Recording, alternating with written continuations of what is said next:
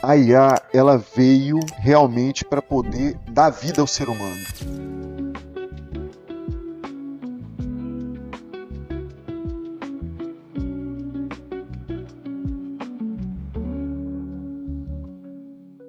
Pessoal, não se esqueça de entrar em nosso canal, faça a inscrição, dê seu like, porque nós vamos continuar trazendo material de altíssima qualidade. Muito obrigado. Bom dia! Estamos mais em um episódio do Viva com Saúde. Nós temos hoje um super convidado, Dr. Alexandre Beccali, que é uma referência em nossa região na área de cardiologia. Dr. Alexandre Beccali tem um amplo conhecimento, trabalhou em várias UTIs da cidade, inclusive em outras cidades também, e ele hoje em dia se dedica à prevenção.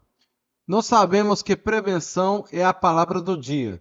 Nós podemos evitar muitos problemas e ele tem um conhecimento tão amplo e tão interessante que vai trazer muitas novidades para você sobre o uso de canetas emagrecedoras, sobre o uso de esteroides, de testosterona, etc. Então, nós damos a bem-vinda para você, Alexandre. O que nos pode falar sobre primeiro tua carreira? Nos fala um pouquinho de você. Obrigado, Ricardo, pela oportunidade. Eu sou cardiologista, atuo em cardiologia há 26 anos.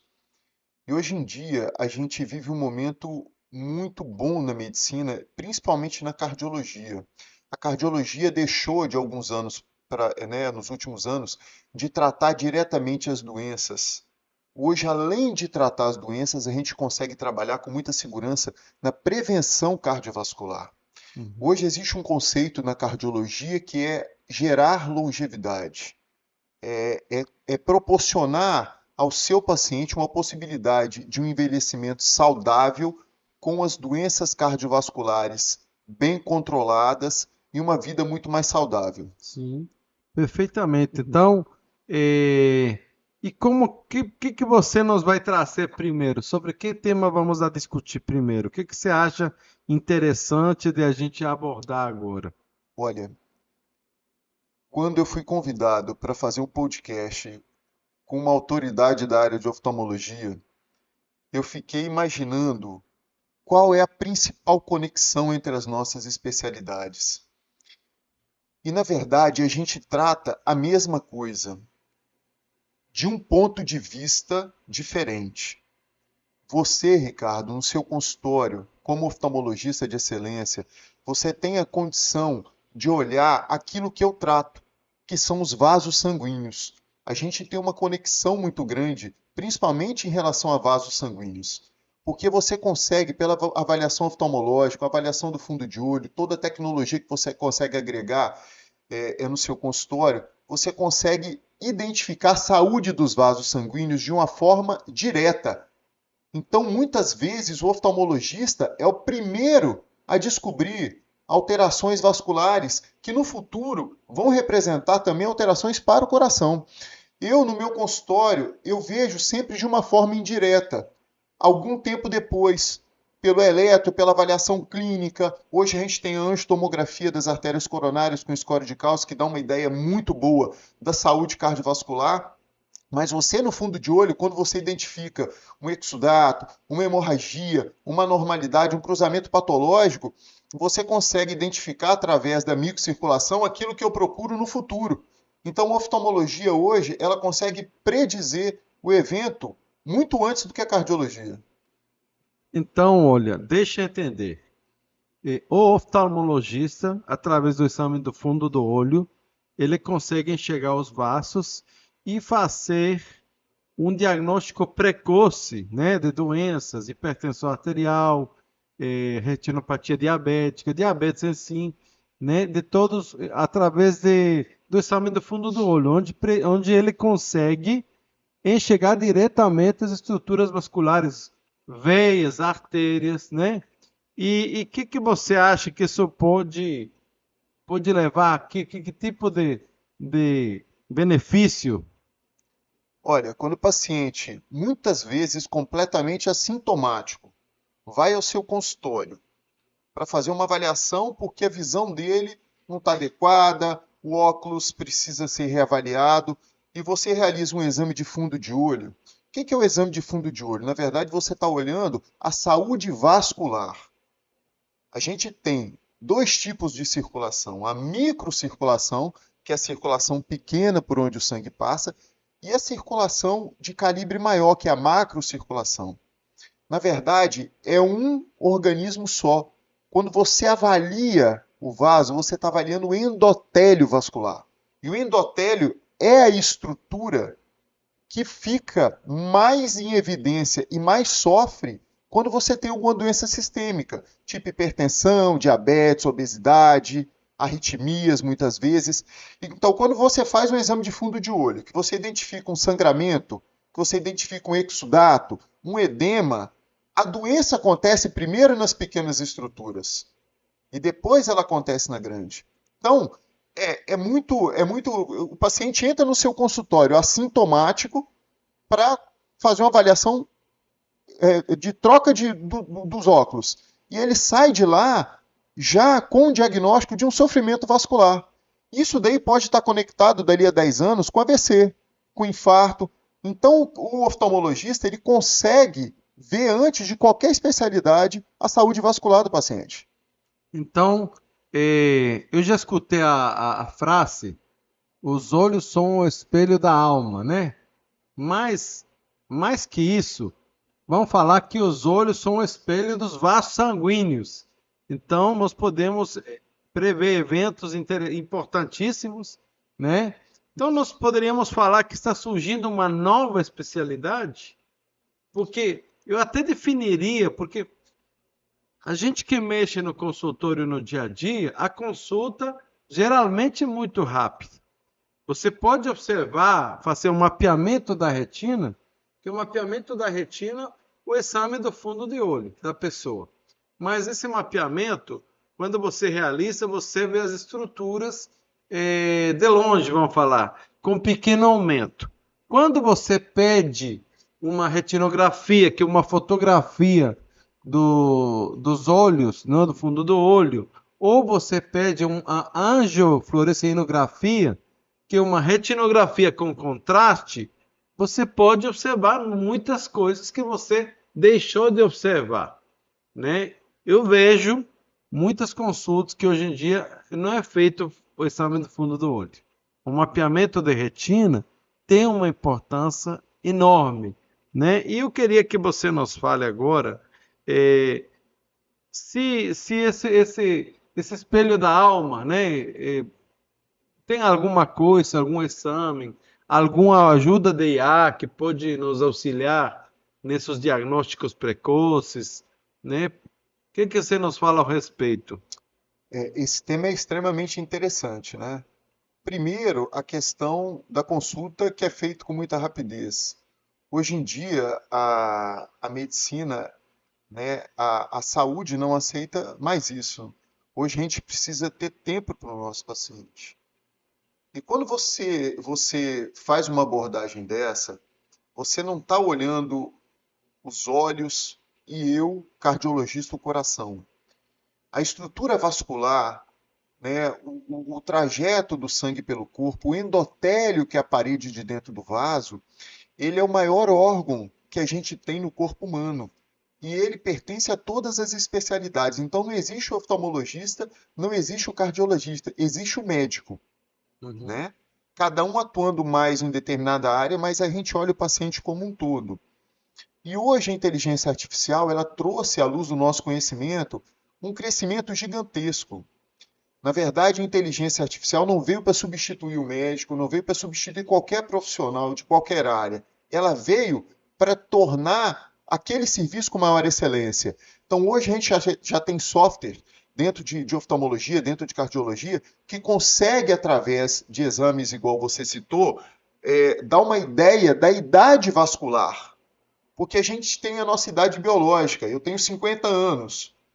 Mas se a minha saúde ela não tiver bem em dia, por exemplo, minha pressão, as minhas taxas metabólicas, a minha glicose, a questão da obesidade, o consumo excessivo de álcool, a baixa qualidade de sono, se isso tudo não tiver alinhado com aquele termo que eu disse agora há pouco de longevidade, você vai ter um envelhecimento precoce do corpo. Então você vai ter um Alexandre de 50 anos, mas que tem uma idade vascular de 57, por exemplo. Uhum. Qual a importância de se saber isso? É gigantesca, porque você tem que imaginar que quanto mais idade vascular você tiver, mais você está se aproximando de um possível evento. Então, é aquela história, o Ricardo, que você escuta. Nossa, o paciente infartou com 34 anos de idade. Aí todo mundo assusta. 34 anos é a idade biológica dele. E a idade vascular? Como é que ele realmente estava? Às vezes ele já tinha uma idade vascular tão envelhecida que o evento aconteceu. Uhum. Então, na cardiologia, né, a gente observa o seguinte: o corpo sempre dá sinais. Sempre dá sinais. Por isso que é importante a vigilância, é importante as avaliações oftalmológicas, cardiológicas, é importante manter a saúde em dia. Perfeito.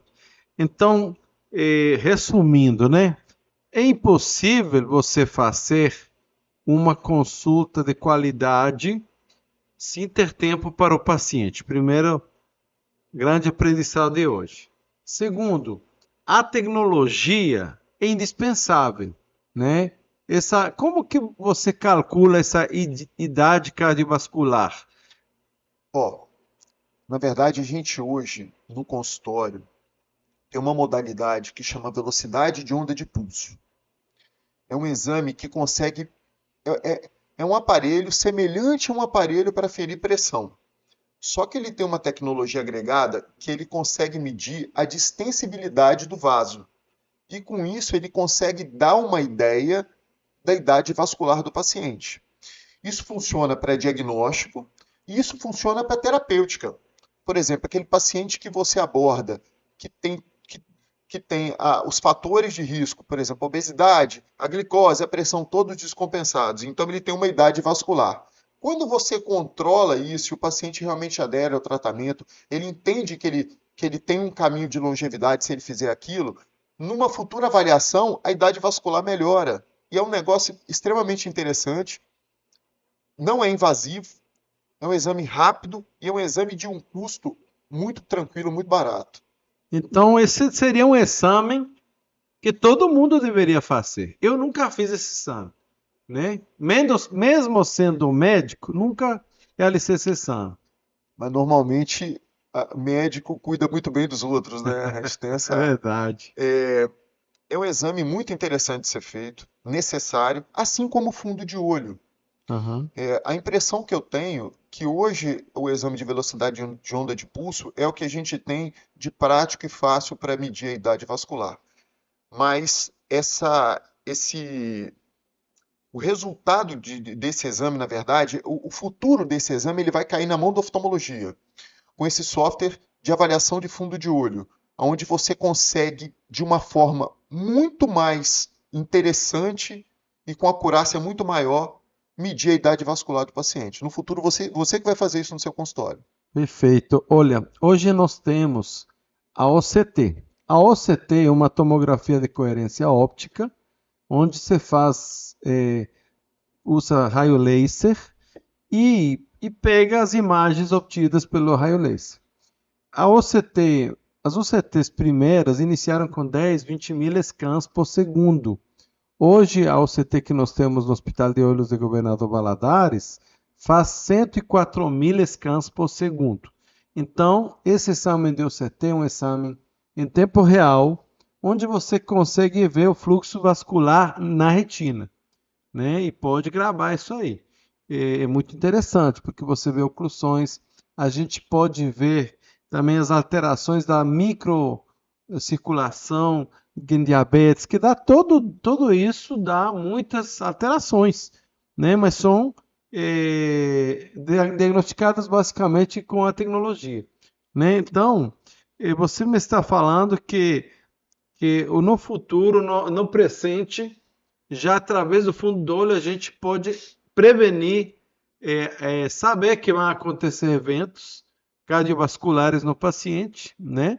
E você falou uma coisa muito interessante sobre metabolismo, emagrecimento, e essa é uma pergunta que hoje em dia está em alta, em altíssima, né?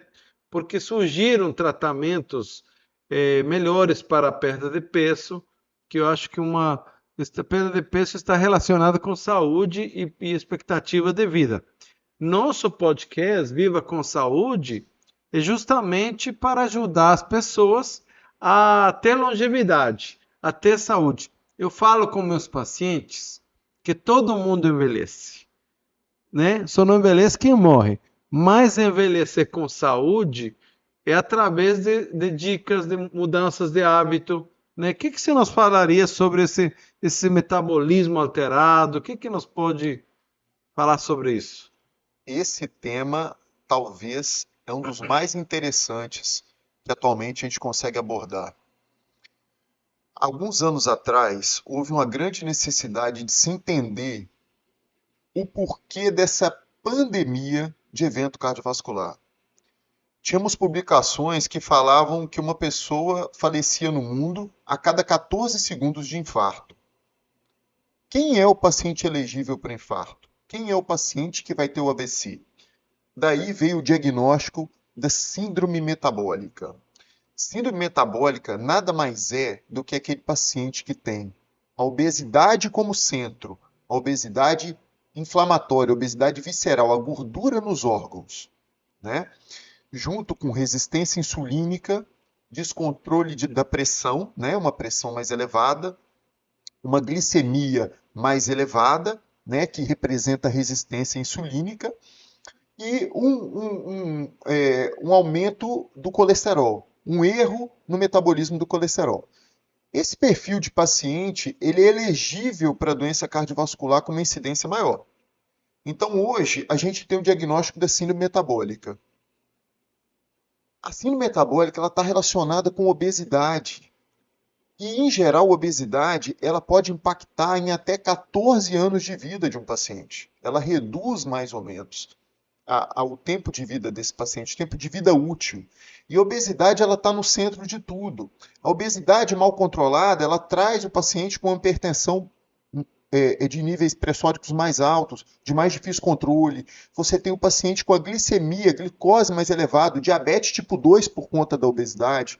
Você tem as questões de mobilidade ortopédica, joelho, coluna, tornozelo, que a obesidade atrapalha bastante. Você tem uma outra patologia que está muito ligada à obesidade e tem um alto impacto na sobrevida dos pacientes, que é a apneia do sono, a hipopneia do sono, que é aquele paciente que ronca demais e que tem baixa de oxigênio durante toda a noite e que tem todo um erro de metabolismo por conta dessa baixa de oxigênio.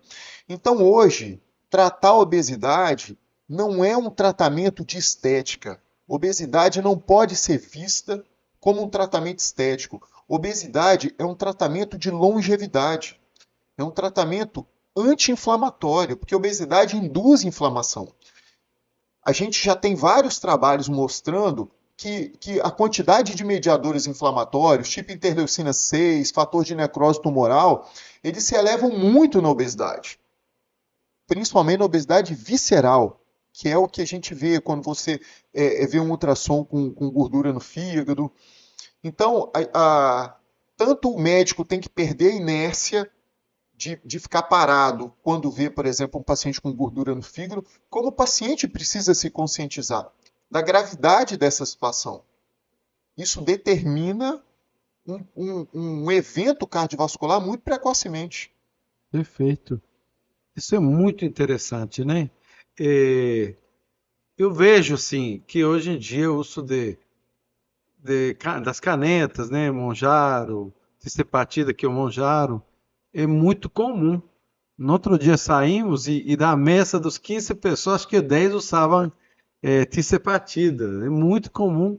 O que você nos fala sobre essa evolução da substância, Ozempic, depois vieram outros. Você tem um conhecimento muito amplo nessa área, né? Qual que foi a história, o nascimento, como que está a evolução? Nós esperamos mais coisa daqui para frente. Olha, eu tenho 26 anos de cardiologia eu não tenho dúvida nenhuma que essas canetas, ditas canetas emagrecedoras, Sim. né? Elas são a revolução da medicina moderna. É um tratamento fantástico. Na verdade, a ideia é que elas são análogos de GLP-1. O que é GLP-1? São as incretinas, são substâncias que, assim que você se alimenta, elas, elas sobem no seu corpo e atuam no seu cérebro, mostrando que você já se alimentou e que você está na hora de parar de comer. A ideia é muito boa. E aí, quando você coloca um análogo, cria uma medicação que é um análogo dessas substâncias, aquilo ajuda a perder o apetite, enfim, ajuda você a controlar essa questão alimentar. Mas isso começou assim, Ricardo. Há alguns anos, a gente vem vendo algumas medicações, né? A gente teve a liraglutida, que era uma medicação, um análogo de GLP-1 de uso diário, seguido da semaglutida, que é um análogo de GLP-1 que já trouxe um avanço muito grande, um resultado com a questão de peso muito grande, e pode ser administrado de 7 em 7 dias, e atualmente a gente tem a tirzepatida, que é o Monjaro, que também é de 7 em 7 dias e tem um resultado maior ainda do que a semaglutida em relação ao emagrecimento. E a expectativa para a retratutida. Então, a semaglutida é um análogo de GLP-1, é um receptor. Sim. A tirzepatida, ela é um análogo de GIP e GLP-1. São dois hormônios incretínicos. E agora, a retratutida, que é a próxima bola da vez que o mercado está esperando, ela vem com 3 bloqueios, 3 estímulos, né? GLP-1, GIP e glucagon. A lógica prescritiva dessas medicações depende da avaliação individualizada do paciente. Por exemplo, se eu tenho um paciente que tem uma esteatose hepática, uma gordura no fígado, mas a massa gordurosa dele não é tão grande, esse paciente resolve muito bem com semaglutida. Ele pode perder ali de 10, 12, 14% do peso corporal total, o que é um resultado muito interessante. Mas se eu tenho um paciente que eu tenho a necessidade maior de perda de peso, eu tenho a opção da tirzepatida, que ela traz para os bons respondedores de 22 a 24% de perda da massa corporal total. Então, na verdade, eu não tenho que usar a caneta emagrecedora que o meu vizinho me prescreveu. Eu tenho que usar a caneta emagrecedora que mais se adequa ao meu perfil, que resolve a minha necessidade, ok?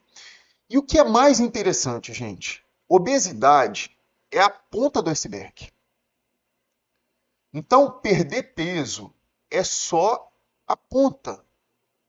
Essas medicações, elas são muito, mas muito, mas muito mais do que tratar a obesidade. Por exemplo, eu como cardiologista, eu uso hoje semaglutida com muita segurança em meus pacientes com insuficiência cardíaca.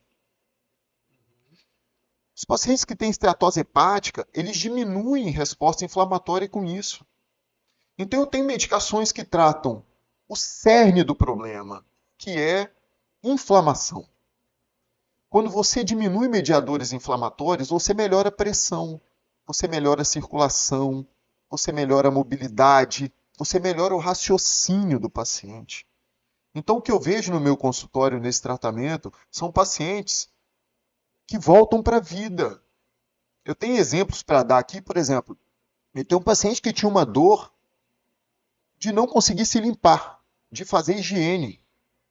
Ele não queria emagrecer, ele queria ficar cheiroso, ele queria ficar limpo. Porque ele era tão obeso que ele não conseguia. Hoje ele perdeu 47 quilos. Que maravilha. Hoje ele chega no meu consultório de cabelo cortado, barba feita, cheiroso, e agora o próximo objetivo dele é que arrumar uma namorada. Então não é só o Mudou a tratamento da vida dele obesidade. totalmente. Não é só o tratamento da obesidade. A gente não pode entender essas medicações como uma coisa para um evento. Ah, eu vou ser madrinha de casamento em outubro, então eu vou tomar o Monjaro, ou eu vou tomar o Wegovy, a Sema, a Tirzepatida, para eu poder perder peso para ele. Não é isso. Não foi feito para isso. É muito mais que isso. Na verdade, essas medicações, elas aumentam a expectativa de vida da gente. Perfeito. É muito interessante isso aí.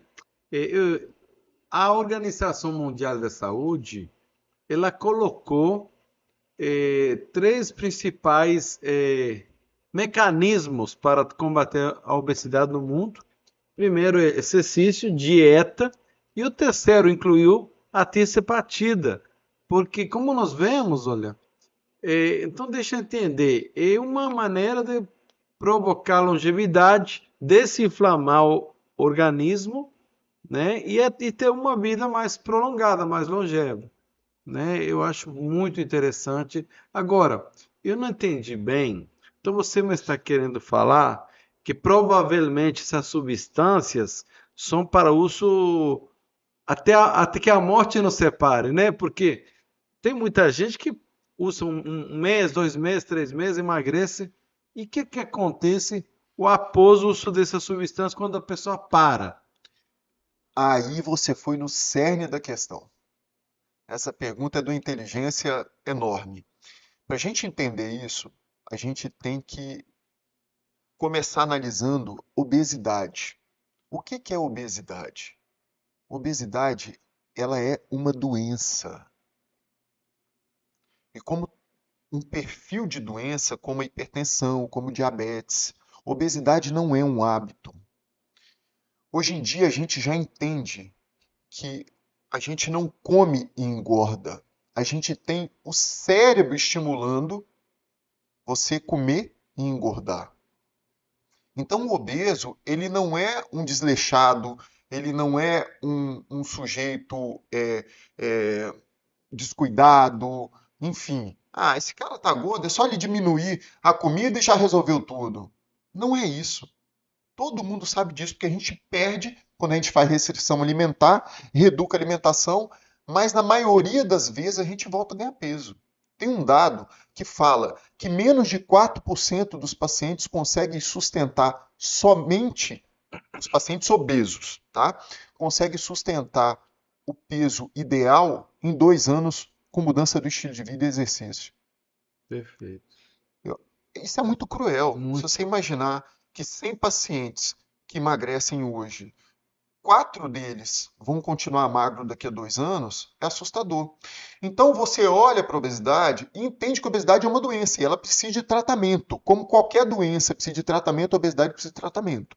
Então, uma vez que você usou as canetas emagrecedoras, é muito importante. Usei a tirzepatida. Você abrir o leque de tratamento para atividade física, aproveitar o momento, principalmente da medicação, para você ganhar músculo, massa magra, né? Músculo é vida, músculo dá longevidade. Uhum. Depois eu vou falar para você os pilares da longevidade, você vai entender isso. Então, estou tomando a medicação, preciso de malhar, precisa de se reeducar. O trabalho com nutricionista, isso é fundamental, gente. Comida, o que a gente come, tem impacto direto no nosso tempo e qualidade de vida. Essas medicações elas ajudam a controlar a obesidade, mas a sustentação disso vem de um hábito saudável. E entender que muitos dos pacientes não vão conseguir só com exercício e com alimentação manter o peso ideal. E aí é negociar com o profissional, com o médico, a dose ideal da medicação. Porque nem sempre, por exemplo, às vezes você usa uma dose maior para poder chegar no seu peso ideal, mas essa dose não vai ser necessária depois. Então você consegue trabalhar dose, intervalo, tempo, você pode usar por períodos, parar por períodos. Por isso que o tratamento da obesidade, o tratamento desta doença, ele é individualizado. O que serve para você, Ricardo, talvez não sirva para mim. Então, por isso que você tem que procurar um profissional que tenha conhecimento nessa área e consiga individualizar seu tratamento. Perfeito, fundamental, né? Porque nós temos que entender, a gente tem a tendência a poupar etapas, vamos falar, né? Pular etapas seria a palavra certa. A gente vai e tenta usar, principalmente médico. se automedica, não, esse aqui é melhor e vou usar esse. Muitas vezes tem até um certa resultado, né? Mas é muito importante saber que a medicina, que eu vejo que a medicina daqui para frente precisa de um acompanhamento. Hoje em dia nós temos uma interrupção. O paciente vai, consulta com o Dr. Alexandre Becali, referência em metabolismo, cardiologia. Como nós podemos ver, tudo está relacionado. Tudo faz parte de um organismo vivo, né, que é a pessoa. E sai do consultório seu e interrompe esse acompanhamento. E ele só vai voltar lá daqui a 6 meses, a um ano. Você não vai poder saber o que ele fez, se fez certinho, se não fez, se ele teve problemas em comprar medicação, que hoje em dia essas substâncias são caras, né? Lamentavelmente, o maior problema que eu vejo em nosso Brasil querido é econômico. Porque a pessoa às vezes quer usar, tem obesidade, tem uma doença, mas não tem como emagrecer. O que você me fala dos tratamentos tradicionais, assim, cirurgia gástrica, balão intragástrico? Eu acho que está decrescendo, né? O que você me fala sobre isso? Isso é uma realidade. São dois pontos. Primeiro, a questão do acompanhamento que você citou. Qualquer doença crônica precisa de um acompanhamento regular.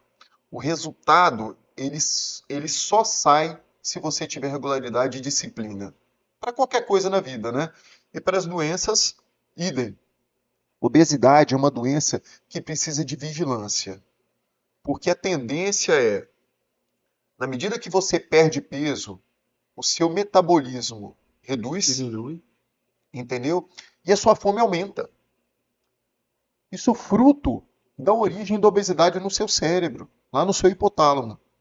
Então, uma doença que você perde peso, fica com mais vontade de comer, perde peso e fica com mais tendência a ganhar, é um jogo perdido se você não souber jogar. Tem que acompanhar. Primeira coisa. Segunda coisa, em relação ao custo dessas medicações. Hoje a gente tem uma dificuldade no consultório muito grande, que o paciente ele começa a tomar a medicação ética, e daí a 1 mês, 2 meses, ele já está tomando alguma coisa que chegou de fora, que a gente não conhece a procedência, que não tem um número de lote, que não tem um laboratório responsável, e a gente não sabe o que tem ali dentro, né? Então, assim, eu sempre aconselho meus pacientes a estarem usando medicações com procedência. E eu acho que a questão da política pública no Brasil ela precisa de ser revista. Porque um governo que não entende que se você trata a obesidade com excelência, você vai diminuir muito o seu custo lá na frente, é um governo que não sabe fazer conta. Porque o paciente obeso é o paciente que vai ter o AVC e ele vai precocemente para o INSS. É um paciente que vai ter o infarto e ele vai precocemente para o INSS por causa de insuficiência cardíaca. Ele perde uma vida útil, quando na verdade você, ao invés de ter que pagar o salário de aposentado para ele, 20 anos, ele pode ficar produtivo esse tempo todo se você emagrece. Entendeu? Fora as lesões ortopédicas, a incidência de prótese de joelho, né? Por conta de obesidade e degeneração das articulações. Então, o impacto em saúde pública é muito grande quando você trata obesidade. E aí, até então, até essas medicações surgirem, os GLP-1s, né, surgirem, a gente tinha tratamentos de obesidade que eram, por exemplo, a cirurgia gástrica e o balão. Realmente o balão ele perdeu muito espaço. O balão sempre foi uma boa estratégia para o extremo obeso, para prepará-lo para o procedimento cirúrgico, entendeu? Ele funciona bastante nesse contexto. Existem alguns profissionais ainda hoje que usam o balão junto com essas canetinhas, né, junto com os GLP-1s, e tem um resultado muito bom. Mas realmente o balão ele perdeu bastante espaço. A cirurgia gástrica também. Porque quanto mais a potência dessas medicações aumenta, menos o paciente vai fazer um procedimento cirúrgico, né? Hoje, a cirurgia gástrica eu tenho indicado para alguns pacientes. No consultório, Uhum. inclusive, a gente em Governador Valadares tem excelentes profissionais que mexem nessa área. Mas ficou mais para o extremo obeso. Uhum. Aquele paciente que perder 15, 20, 30% do peso vai ter pouco impacto. E aí a cirurgia ela ajuda muito nesse contexto. O que eu entendo é que a indicação do paciente para bariátrica é que mudou. Entendi. Muito bom. Agora eu queria fazer uma pergunta até difícil, né? Como oftalmologista, eu estou observando que a gente comete um grande erro: encaminhar poucos pacientes para o cardiologista e ajudar mesmo no diagnóstico através das imagens do fundo do olho. Nós somos privilegiados, porque somos nós que temos acesso em vivo à parte da circulação. Né? O que você me fala ao respeito? Essa interação de oftalmologia e cardiologia, ela ainda não é do jeito que deveria funcionar, das duas maneiras. Por exemplo, o oftalmologista ele tem a possibilidade de precocemente ver uma lesão vascular, ver um cruzamento patológico no fundo de olho, ver um exudato, ver uma hemorragia, ver um edema, que traduz uma piora cardiovascular, que no futuro vai cair no colo do cardiologista com o evento.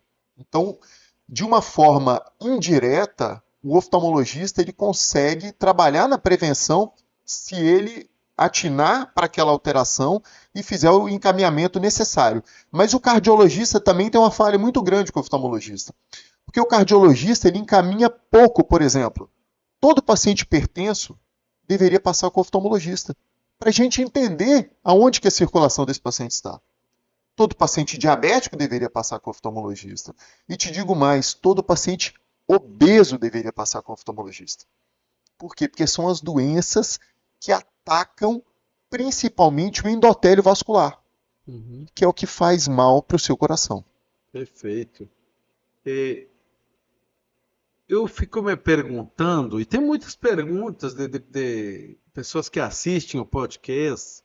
eh, Houve uma mudança do padrão alimentar brasileiro, né? O brasileiro se está alimentando, parece que pior que antigamente. Então, a obesidade está em aumento, né? Você vê algum dia possível o fim da obesidade? O que você falaria sobre alimentação? Gente, porque quando a gente está, quando a gente se sente atingido, né? Eu toda a minha vida fui gordinho, toda a minha vida teve dificuldade. Agora eu me sinto atingido, eu sei que sou portador de uma doença, né? Mas agora o que eu quero fazer? Eu quero ver se tem como reverter a situação, ou apaciguar a situação, melhorar essa situação minha. O que você me falaria sobre hábitos, dieta? Olha, primeira pergunta em relação ao hábito alimentar do brasileiro. A gente vive uma pandemia de obesidade. Isso é fato. E principalmente por conta do hábito ruim. Hoje em dia, tem duas coisas que a gente faz que não é interessante, que mudou evolutivamente na medida que a tecnologia chegou, que as facilidades chegaram. A gente se movimenta pouco e a gente come mal. Se você for no supermercado, na altura dos seus olhos, o alimento principal que você vai ver é um alimento ultraprocessado. É um alimento que tem uma validade gigantesca, é um alimento que está dentro de uma sacola, que está dentro de uma lata e que traz uma carga de medicamento, de produto químico para permanecer ali por muito tempo, entendeu? Que faz muito mal para o nosso organismo. Isso tudo desequilibra, gente. O nosso organismo, nós somos seres em evolução. Só que a evolução, a genética do homem, ela muda muito devagar. Então, quando você agrega algum produto químico a um determinado tipo de alimento, O nosso organismo não está acostumado com aquilo. Vai demorar muito tempo para ele se Centenas de adaptar. anos. Exatamente. E aí, aquilo vai fazendo mal e vai criando uma patologia que talvez seja a mais importante que a gente olha pouco, que chama inflamação crônica subclínica e está ligado muito com o nosso intestino. O corpo ele vai ficando inflamado, sempre um pouquinho inflamado. E a maior entrada dos estimulantes para essa inflamação crônica subclínica é via intestino pela alimentação.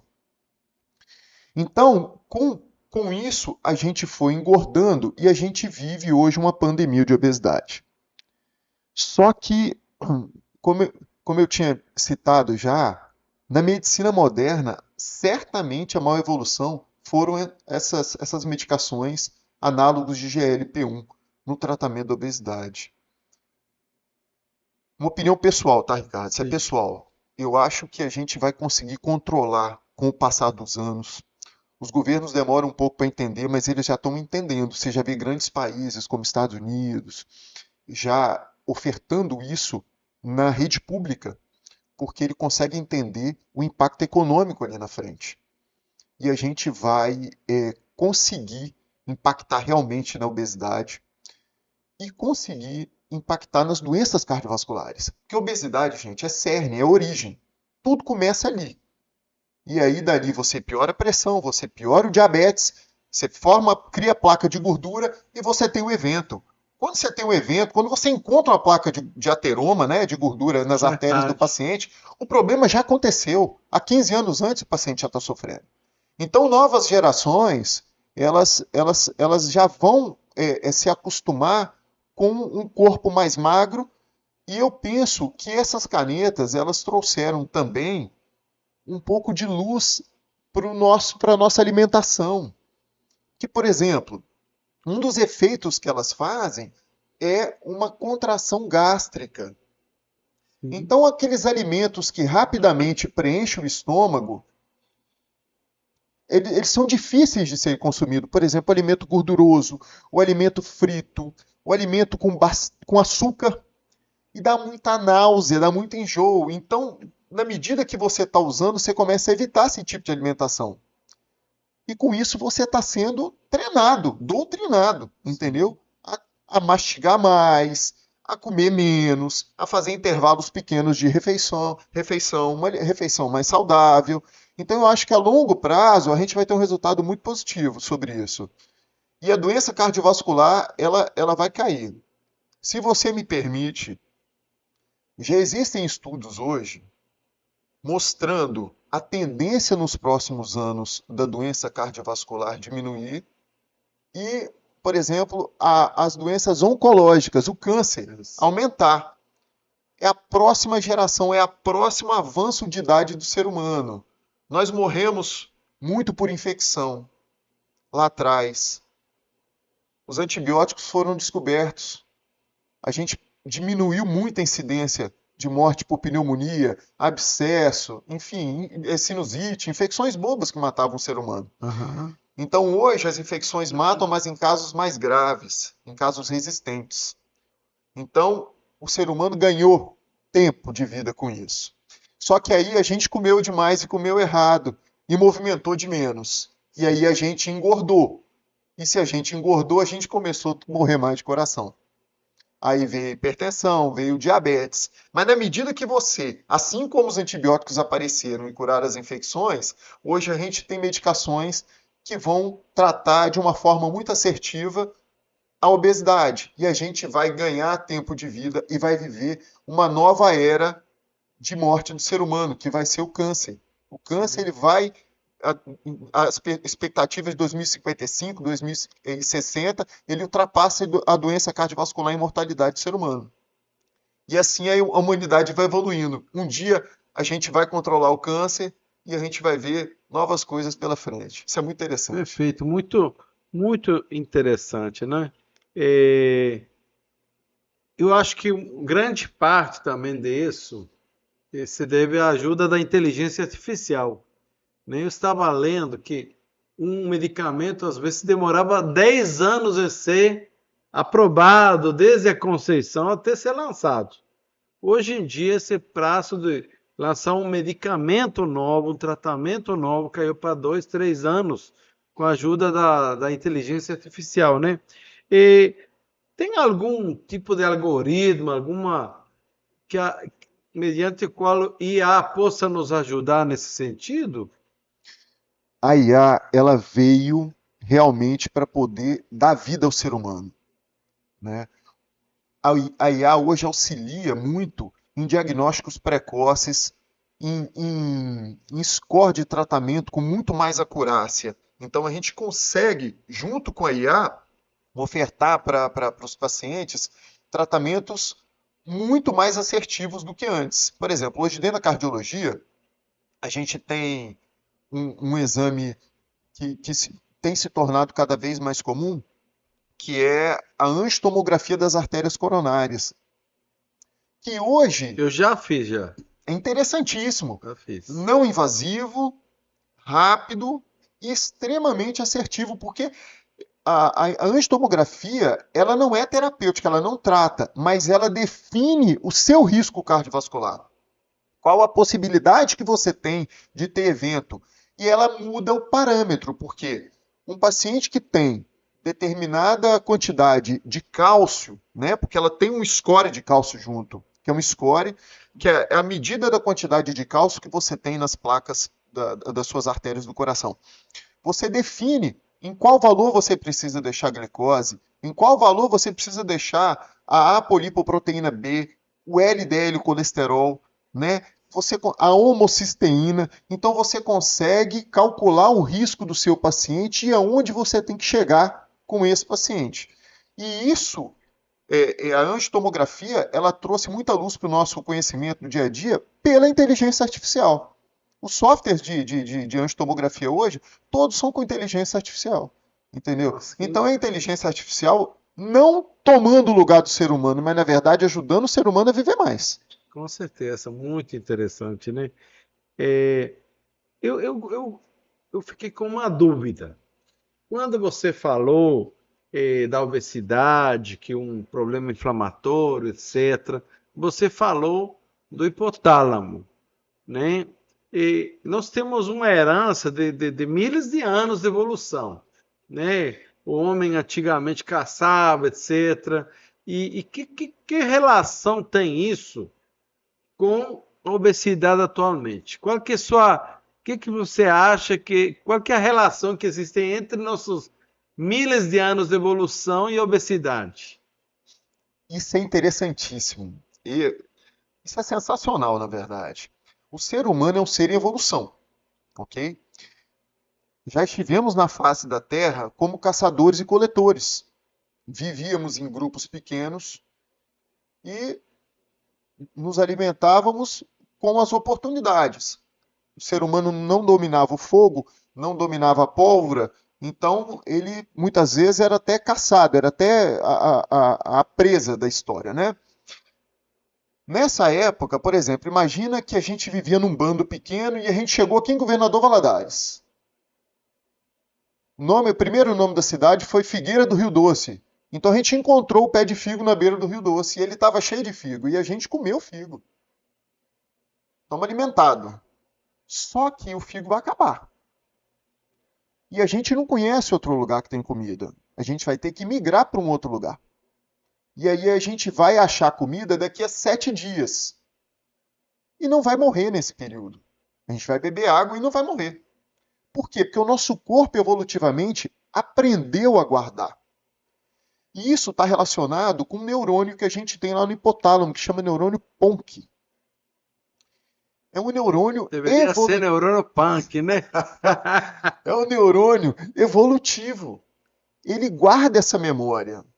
É por isso que os GLP-1s, essas medicações, quando atuam no sistema nervoso central e conseguem amansar esse estímulo do neurônio, de estar sempre guardando. Na verdade, um dia, talvez, lá na frente, a gente não vai ter como a comida hoje é uma coisa farta e fácil, a gente não vai ter essa necessidade de guardar mais. Evolutivamente isso vai mudar, mas hoje a realidade é que a gente ainda guarda uma memória ancestral dessa evolução. Uhum. Então, deixa eu entender. Quer dizer, se eu pesei 100 quilos no passado, é provável que mesmo se eu faço exercício, tudo, e me descuidar um pouquinho, eu chegue nesse ponto novamente? Essa pergunta é extremamente interessante. Olha o que que acontece. Esse neurônio, o neurônio Ponck, ele sempre vai gravar o seu maior peso. Então vamos colocar um exemplo. Imagina que o Ricardo, final de faculdade, prova de residência, plantão, comendo de madrugada, comendo quando dá, grandes refeições, grandes intervalos sem comida, isso tudo alterou seu metabolismo e você pesou, ao final da residência, 130 quilos. E aí você mudou para Governador Valadares e falou: agora eu vou cuidar da minha saúde. Você vai lutar contra os 130 quilos o resto da sua vida. Porque esse neurônio ele funciona como uma memória. Cada vez que você perde peso, ele diminui o seu metabolismo e aumenta a sua fome. Não. É para sempre. E daí a gente entende por que que a obesidade é uma doença crônica. Obesidade não é um hábito nem uma mania e não resolve com uma dieta de pouco tempo, com uma medicação de pouco tempo. Por isso que a gente viu no passado, Ricardo, existiam tratamentos de obesidade que englobavam medicações para apetite, hormônio de tireoide, enfim, os pacientes eles perdiam peso rapidamente, só que rapidamente voltavam a ganhar, que é o famoso efeito sanfona. Então, esse efeito sanfona, na luz do conhecimento de hoje, quando a gente entende o funcionamento desse neurônio, a gente entende por que que os pacientes ganham e perdem, ganham e perdem, ganham e perdem. Por quê? Porque é uma coisa crônica, precisa de acompanhamento e precisa de entender qual que é a demanda de cada organismo, individualizar o tratamento. Perfeito. Nós temos uma. Nós observamos agora, né? Que todo tratamento tem que ser individualizado. Seja na área que for, cada pessoa um universo à parte. E o que funciona em A, às vezes não funciona em B, mas funciona em C ou diferente. Então, e você acha que essas canetas emagrecedoras estão causando uma verdadeira revolução, vamos falar, no estilo de vida, daqui para o futuro? Ou você acha que vão ser superados com alguma coisa que lancem diferente?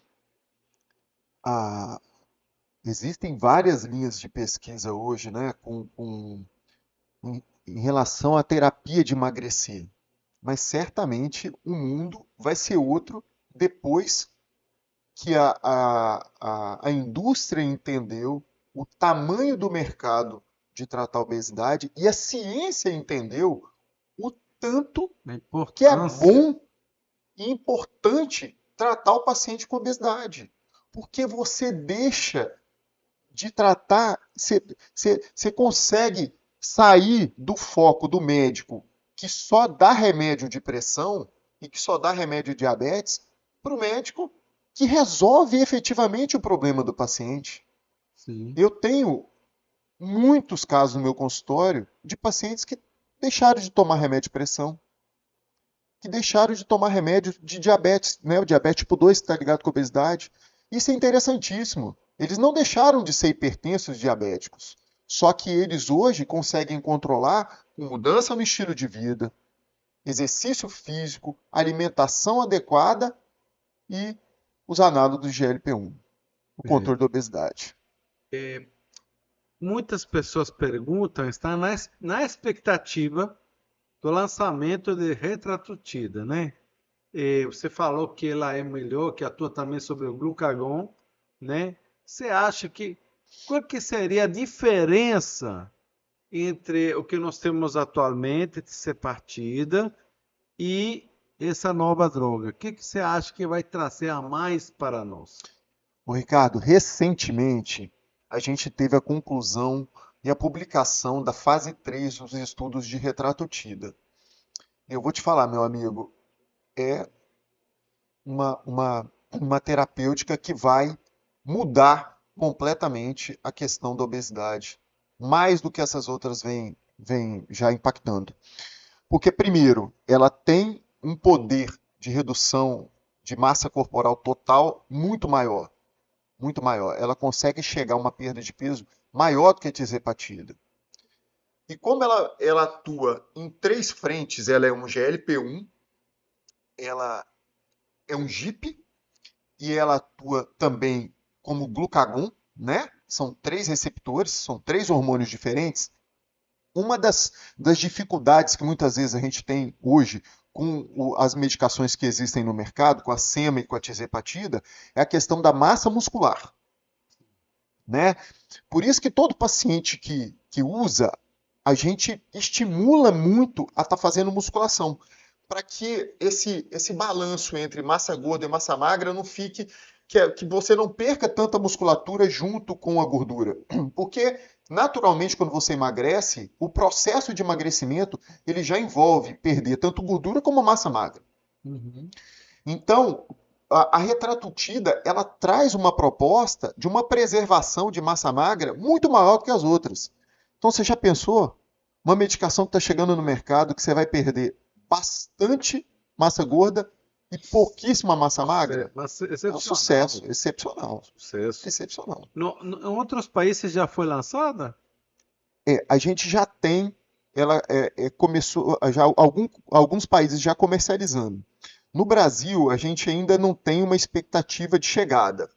Vale a pena aqui a gente conversar da retratutida que mesmo antes da fase 3 chegou no meu consultório. Né? Esse paciente conseguiu trazer com um amigo do amigo do amigo do Paraguai. Então, assim, o laboratório que criou, que pesquisou, que detém a tecnologia de produção, Ainda nem tinha não lançou. lançado. E aí um paciente falou, e ela tinha até um nome fake no mercado, chamava Godzilla. Nossa. E eu falei, não, traz a caixa desse negócio para eu dar uma olhada.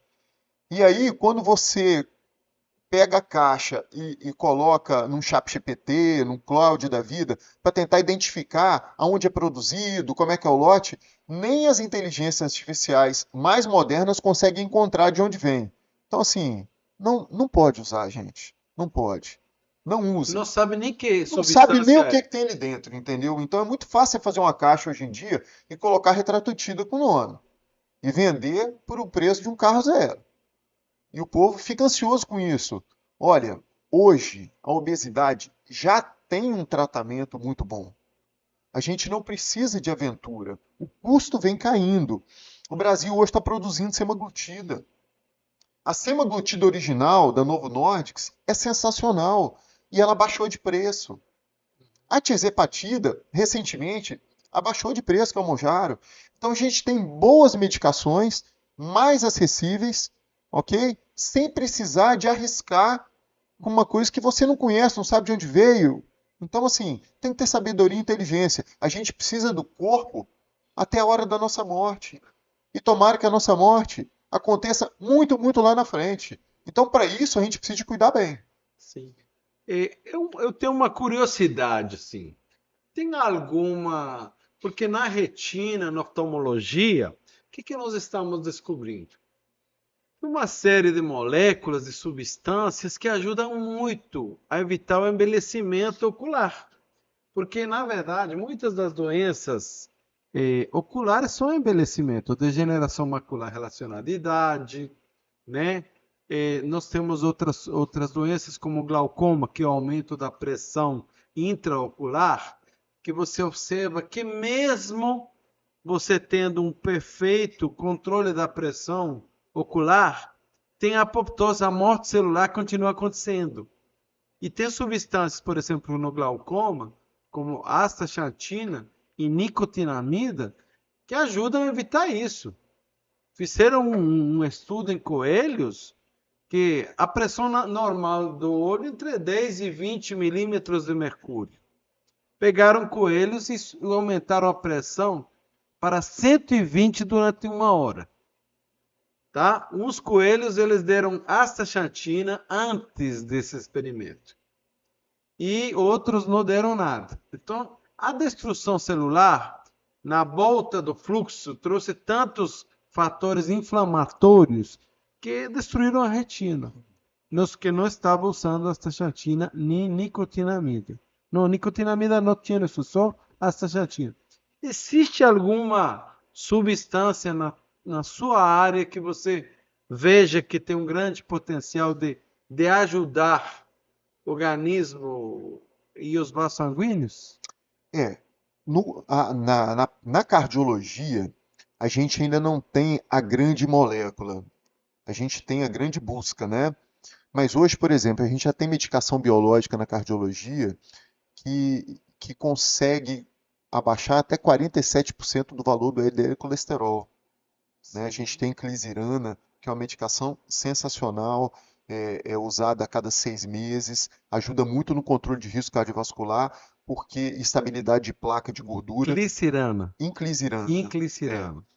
Mas assim, Ricardo, o coração ele tem uma característica que é muito peculiar. Eu costumo falar com meus pacientes o seguinte: nós, pacientes e cardiologistas, nós não podemos negociar com o fator de risco. O que faz isso que você busca na oftalmologia, que é o rejuvenescimento, o que faz isso na cardiologia é controle de fator de risco. É o paciente ter uma pressão, né, uma pressão abaixo de 12/8, manter uma glicemia muito bem controlada, ou seja, a glicose bem controlada, manter um peso saudável com uma proporção de massa magra maior do que massa gorda, manter-se fisicamente ativo, fazendo musculação, fazendo exercício cardio, dormindo adequadamente, muitas vezes mais cedo, pode acordar até mais cedo, mas cumprindo pelo menos 7 horas de sono, controlando o estresse, porque o estresse ele tem muito impacto com o coração, estresse e coração andam de mão dada, acertando a questão alimentar, ingerindo menos ultraprocessado, comendo um alimento mais funcional, o alimento mais natural possível, aquele com menos conservante, aquele com a validade mais curta, aquele que não está em sacola, que não está em lata, sabe? Aquele alimento mais fresco, aquela carne mais magra. Então, e além de controlar os fatores de riscos de laboratório, por exemplo, a apolipoproteína B, o LDL colesterol, a homocisteína, a ferritina, né? Então, essas medidas de não negociar com o fator de risco, elas têm um impacto no endotélio vascular, né, protegendo o coração muito grande. O rejuvenescimento cardíaco passa por não negociar com o fator de risco. Perfeito. E a pessoa que já tem placas ateromatosas, tem cálcio coronário, etc. Consegue reverter isso aí ou é uma batalha perdida? Olha, quando você encontra uma placa de ateroma, né, com uma placa nova que ainda não tem cálcio, ou uma placa já calcificada, quer dizer que a injúria vascular já aconteceu, o corpo já É sofreu, uma cicatriz. é uma cicatriz. Então esse paciente, ele muda de patamar em relação a controle de fator de risco. Esse paciente é o paciente que a gente tem que excessivamente buscar excelência de tratamento, né? E eu gostaria de puxar o assunto um pouco para o lado das estatinas, né? Estatinas são medicações que ajudam a controlar o colesterol. As estatinas hoje em dia são muito massacradas, né? Existem muitos profissionais de saúde que falam contra a estatina, principalmente em relação à produção de hormônio, que o colesterol, quando você abaixa o colesterol, você não tem uma produção adequada de hormônio no corpo, quando na verdade falta conhecimento, né? Falta estudar profundamente o assunto.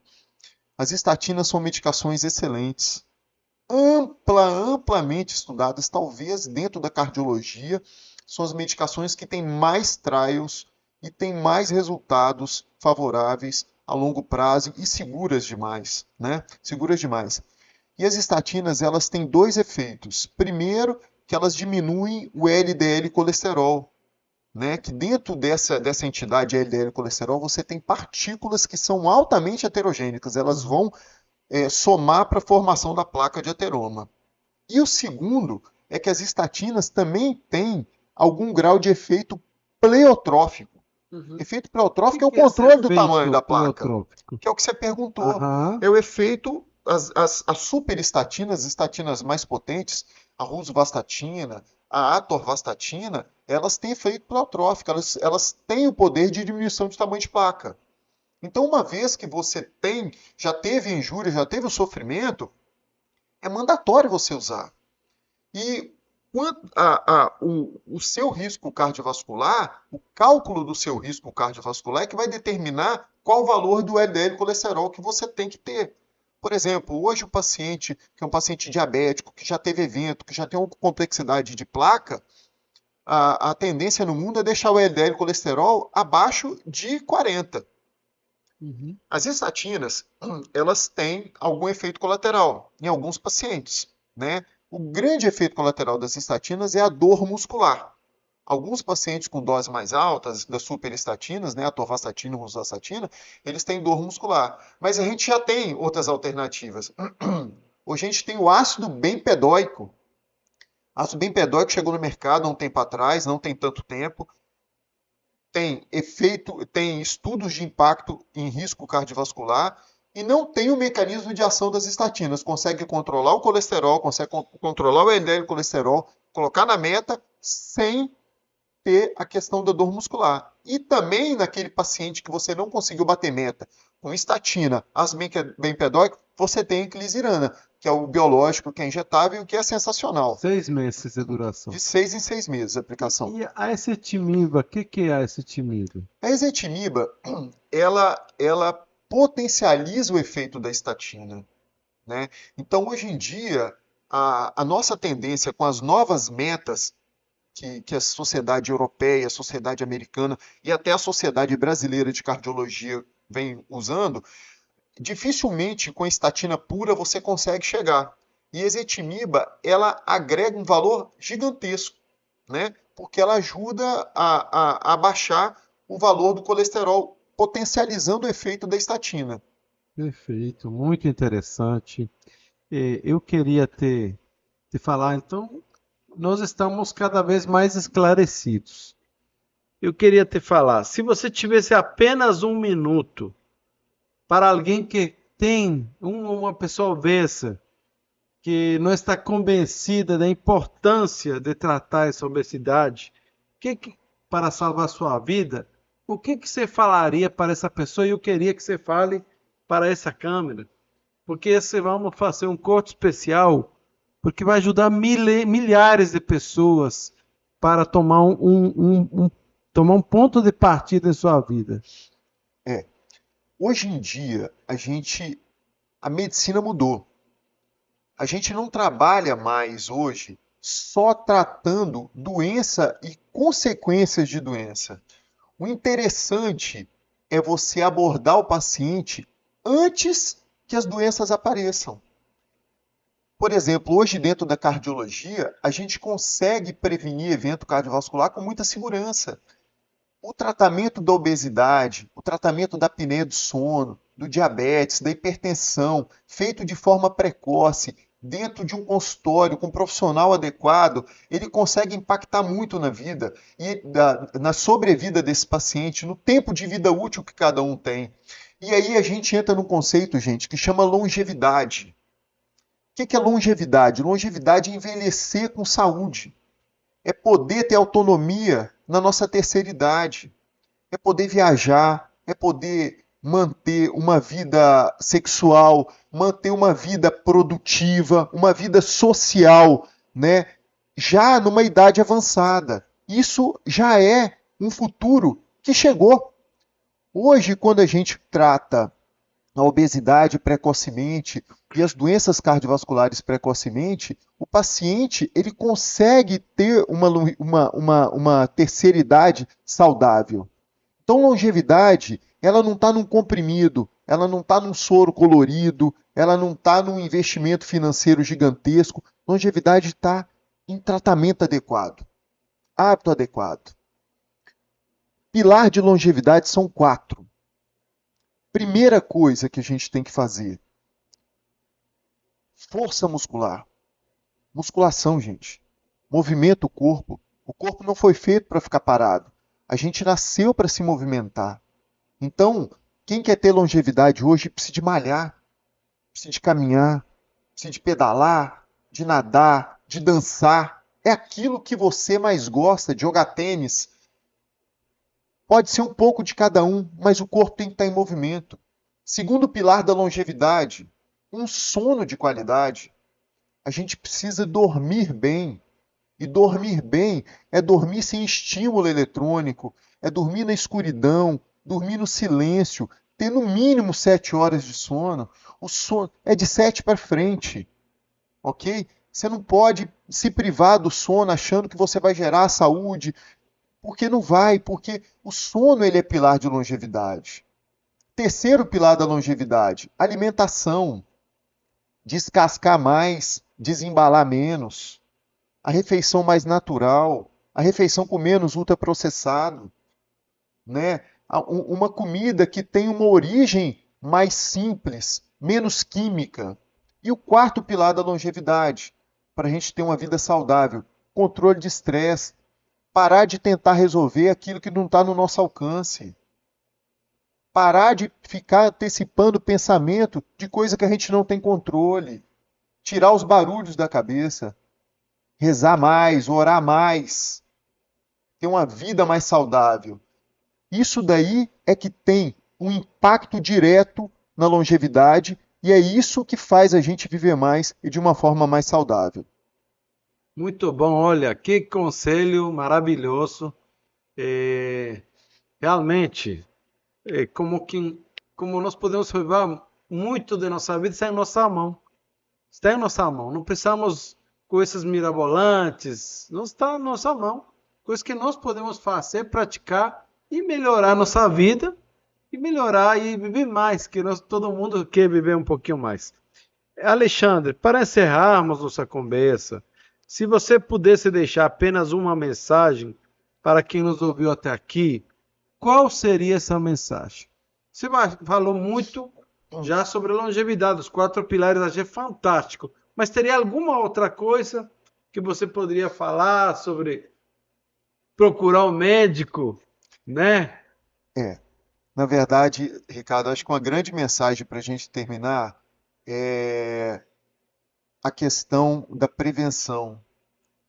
É chegar antes da doença. Porque quando a doença já chegou, você já está perdendo. E hoje a gente consegue ganhar o jogo antes. A gente consegue prevenir. Acho que a grande palavra do futuro, dentro da oftalmologia, dentro da cardiologia e dentro da medicina em geral, é prevenção. É entender que hoje, com a tecnologia que a gente tem, com o IA que a gente conversou, com os padrões alimentares, com toda essa questão, a gente consegue mais prevenir do que ter que tratar a doença. Acho que essa é a grande palavra. Perfeito. Muito, muito interessante. Eu agradeço a sua presença.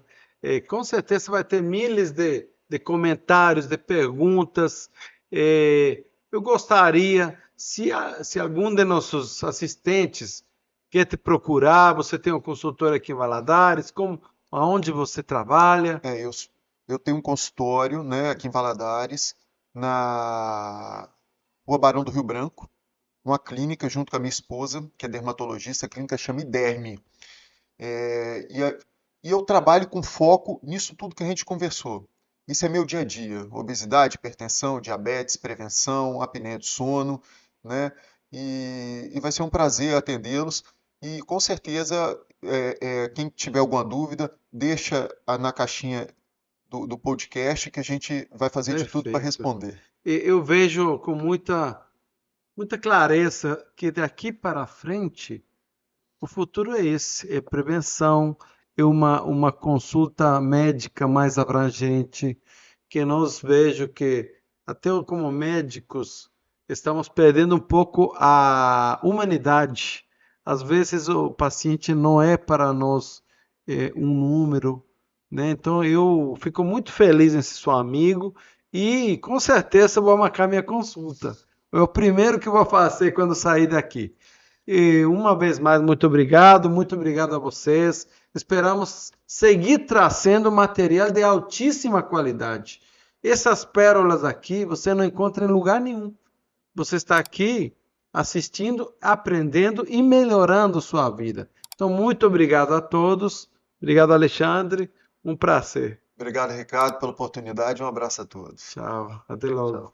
Tchau.